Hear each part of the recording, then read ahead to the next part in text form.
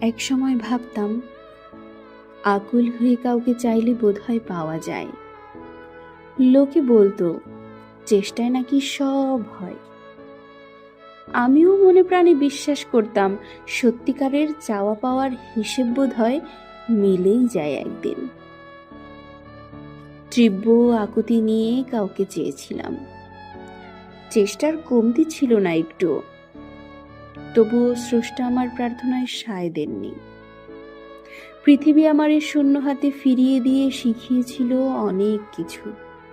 আমরা এমন মানুষের কাছ থেকে কিছু একটা পাওয়ার আশা করি যে মানুষটা আসলে কিছু দেওয়ার ইচ্ছেই থাকে না। দিন শেষে মানুষটা কষ্ট দেয় না, কষ্ট দেয় একপাক্ষিক অনুভূতিটা।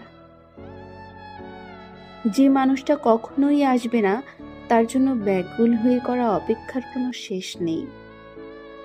আর যে অপেক্ষার কোনো শেষ নেই, সেই অপেক্ষার শুরু করাটাই ছিল ভুল। ভুল মানুষের জন্য অনিঃশেষ অপেক্ষাটা যত দীর্ঘ হয়, কষ্টের তীব্রতাও ততই বাড়তে থাকে। ভুল দরজায় কড়া নাড়তে নাড়তে একদিন টের পাই ওই ঘরটাতে আমার মাথা গোজার ঠাঁই নেই, কখনো ছিলও না। কোনো একদিন তাই সব ভালোবাসা ভুলে ফিরে আসতে হয়।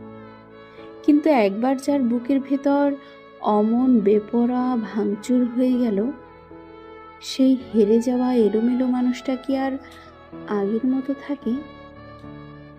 নক্ষত্রের মতো মানুষও জ্বলজ্বল করতে থাকে চোখের সামনে, অথচ সে ঝরে গেছে, বিলীন হয়ে গেছে সেই কবে। সে খবর কেউ জানে না।